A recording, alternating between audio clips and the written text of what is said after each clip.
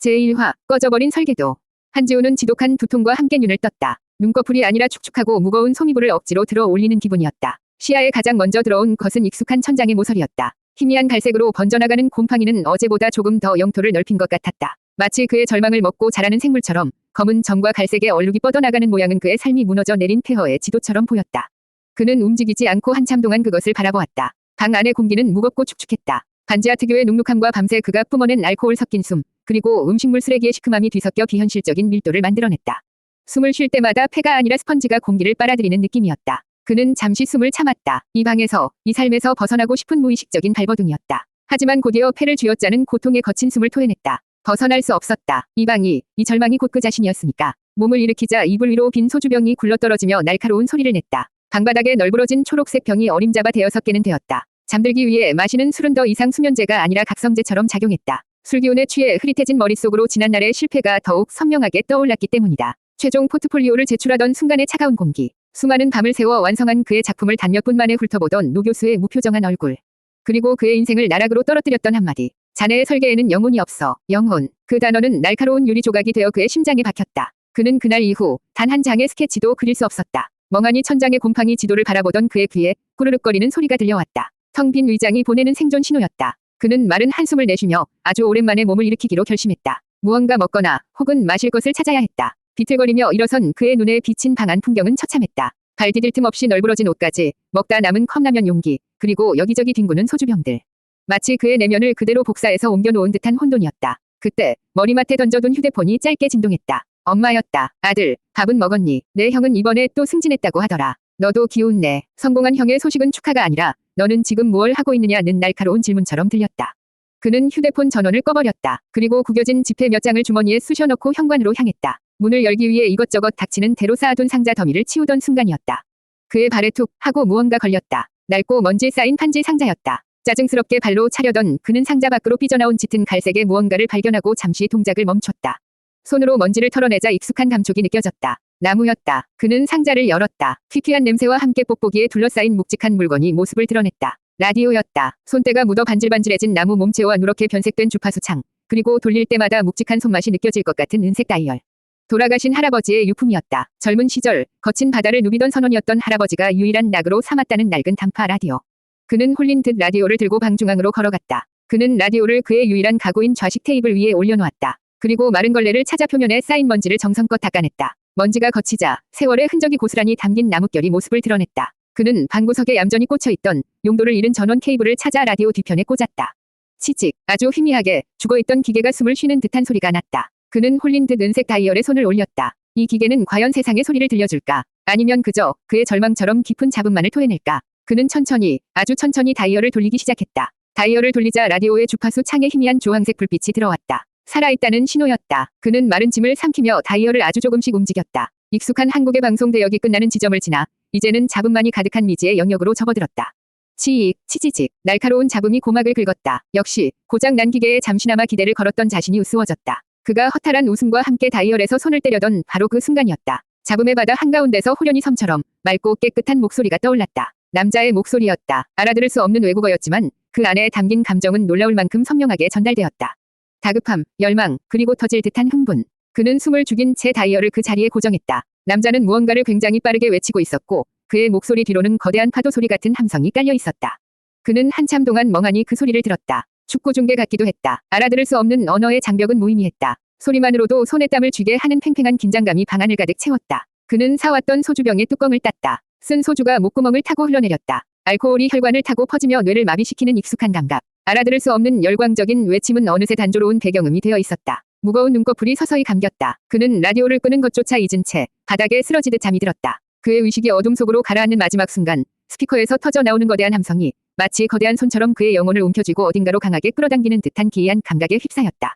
제2화 붉은 유니폼의 남자. 한지우는 잠에서 깬 것이 아니었다. 그는 추락하고 있었다. 어둡고 깊은 터널을 끝없이 떨어지는 기분이었다. 그러다 어느 순간 모든 감각이 한꺼번에 그의 의식을 덮쳤다. 가장 먼저 느껴진 것은 냄새였다. 짙은 흙냄새와 땀의 전풀 비린내. 그의 코를 찔렀던 반지하의 곰팡내와는 질적으로 다른 살아있는 것들의 냄새였다. 그 다음은 소리였다. 라디오에서 들리던 것과는 차원이 다른 고막을 찢을 듯한 함성. 누군가의 거친 숨소리가 바로 자신의 귀에서 들리는 것 같았다. 그는 천천히 눈을 떴다. 하지만 그곳은 자신의 방이 아니었다. 시야에 들어온 것은 진흙이 덕지덕지 붙은 축구화와 포구라도 쏟아진 듯 질척이는 푸른 잔디였다.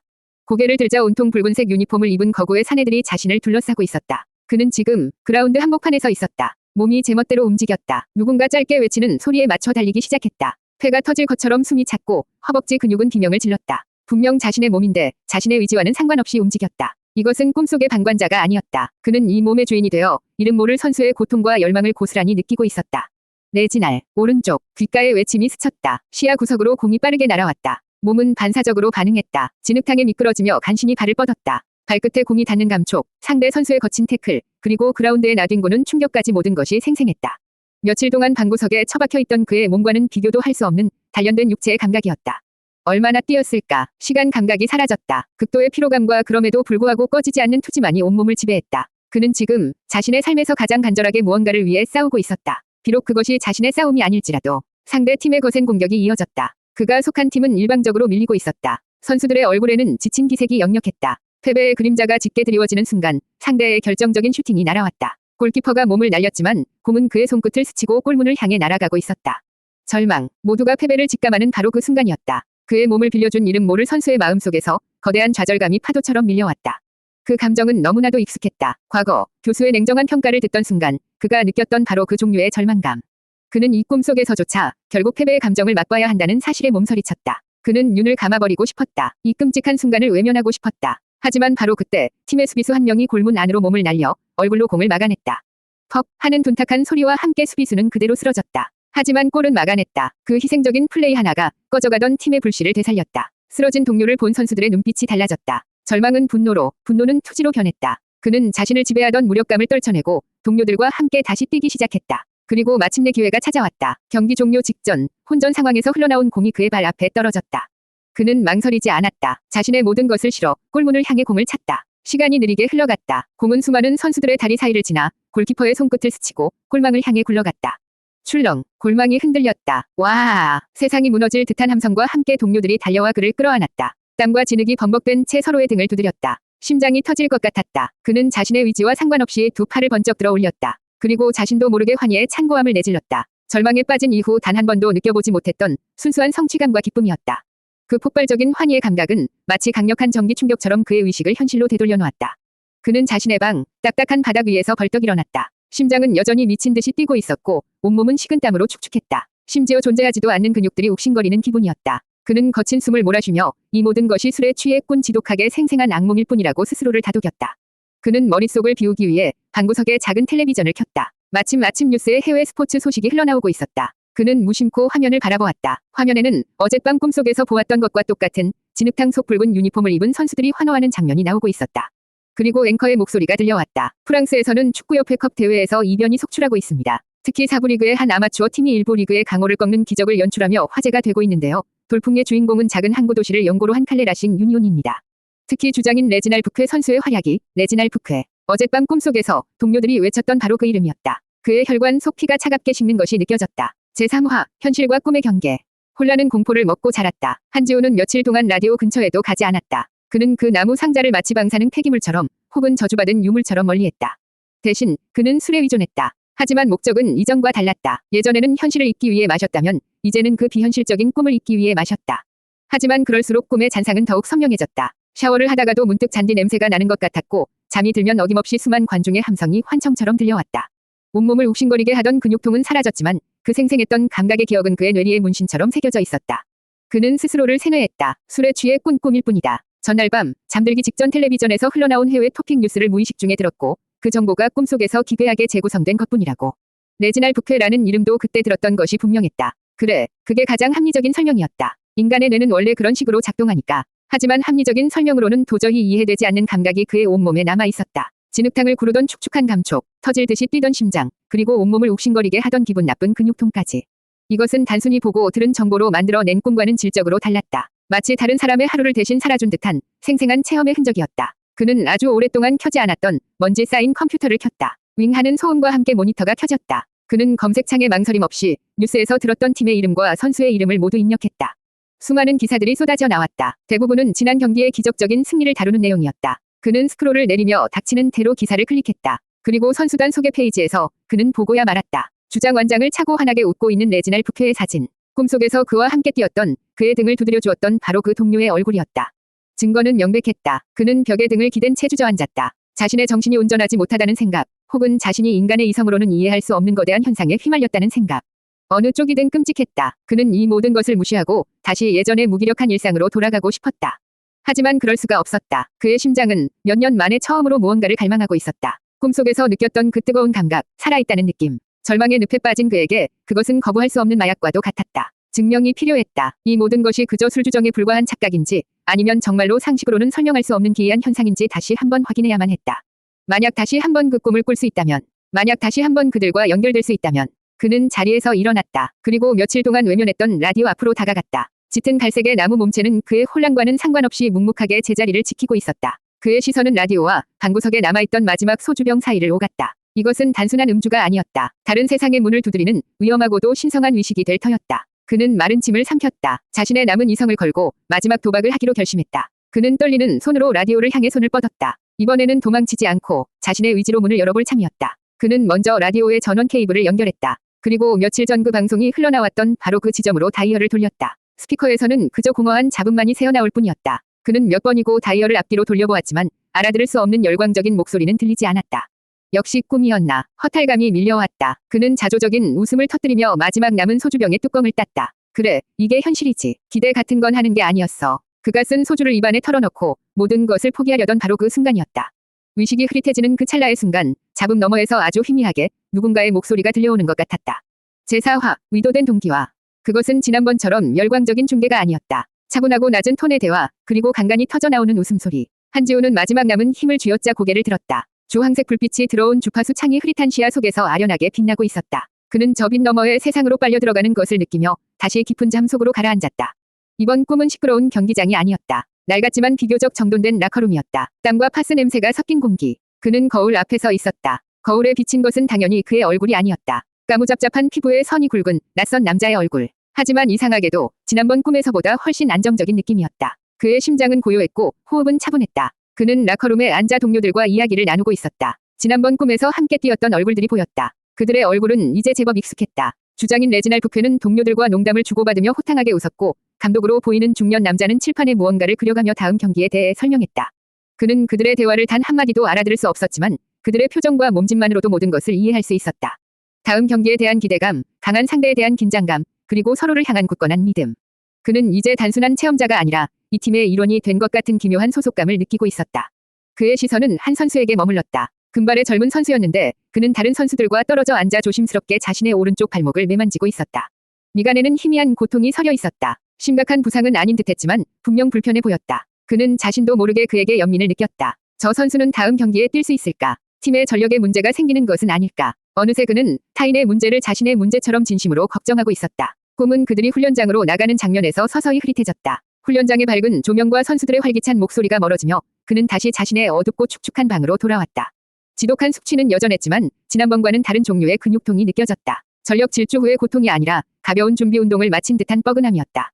그는 자리에서 일어나 비틀거리는 걸음으로 컴퓨터를 켰다. 이번에는 망설임이 없었다. 그는 곧장 지난번에 찾아냈던 프랑스의 한 지역 신문사 홈페이지로 접속했다. 새로운 기사가 올라와 있었다. 그는 서툰 솜씨로 번역 기능을 사용했다. 어색한 문장들이 화면에 나타났다. 팀의 훈련 소식을 전하는 짧은 기사였다. 그는 기사를 빠르게 훑어내렸다. 그리고 그의 심장이 바닥으로 쿵 하고 떨어졌다. 그의 눈은 모니터의 한 문장에 고정되었다. 한편 팀의 젊은 공격수 피에르 듀퐁은 지난 경기에서 입은 가벼운 발목 부상으로 오늘 훈련에는 불참했으나 다음 경기 출전에는 문제가 없을 것으로 보인다. 피에르 듀퐁.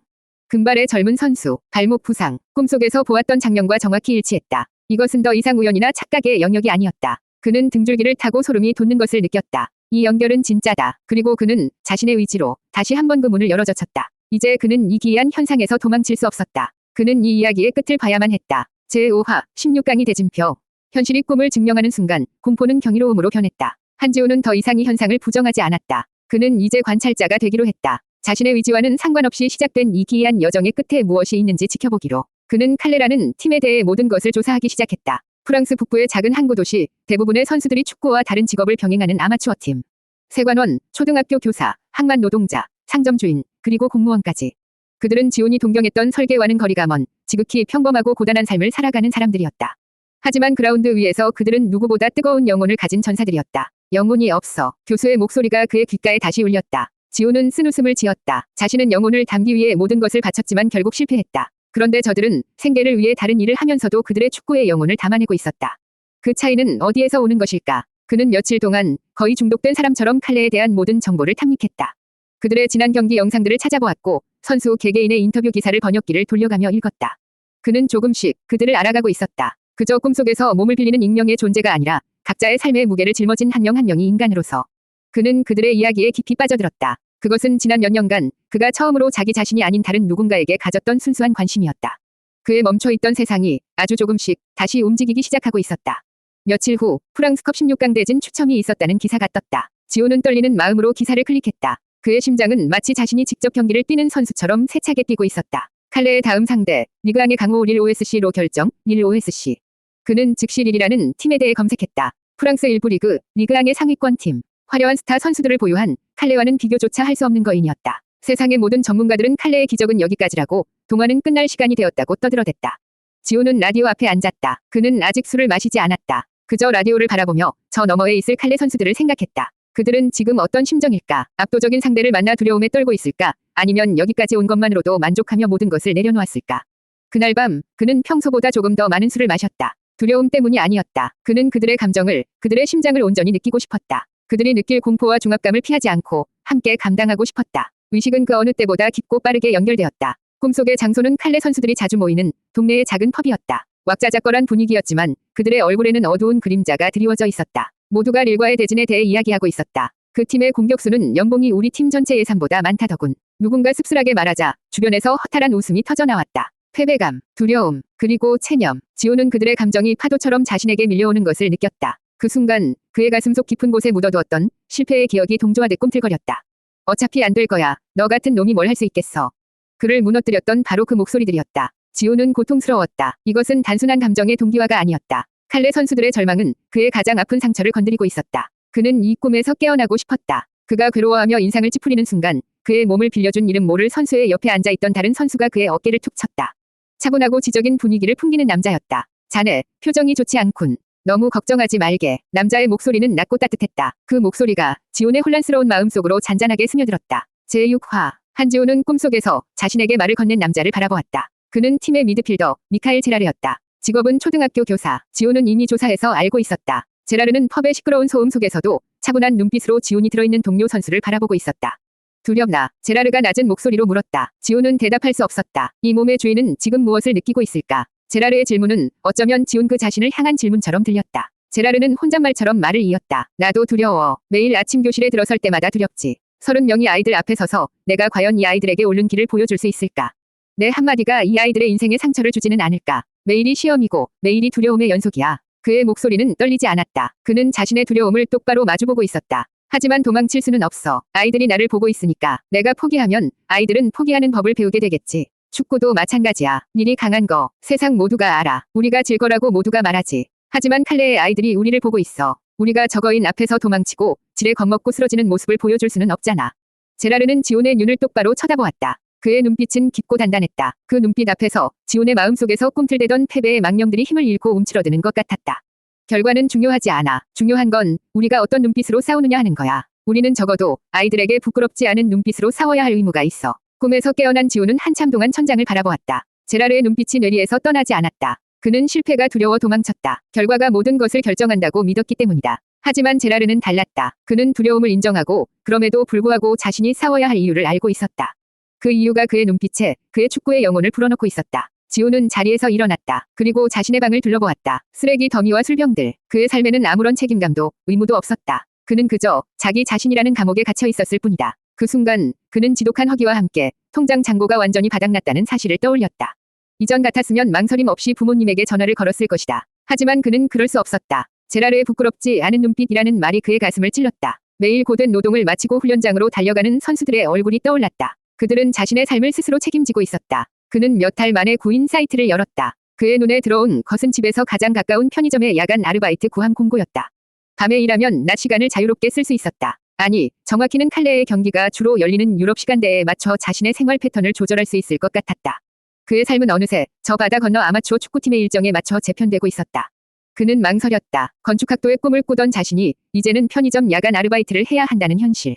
그것은 자신의 실패를 공식적으로 인정하는 행위처럼 느껴졌다. 그의 자존심이 허락하지 않았다. 하지만 그는 제라르의 눈빛을 그리고 주장 레지날 부케의 얼굴을 떠올렸다. 그들은 자신의 직업에 자부심을 가지고 있었다. 노동은 결코 부끄러운 것이 아니었다. 정말로 부끄러운 것은 아무것도 하지 않은 채 무기력하게 주저앉아 있는 바로 지금의 자신이었다.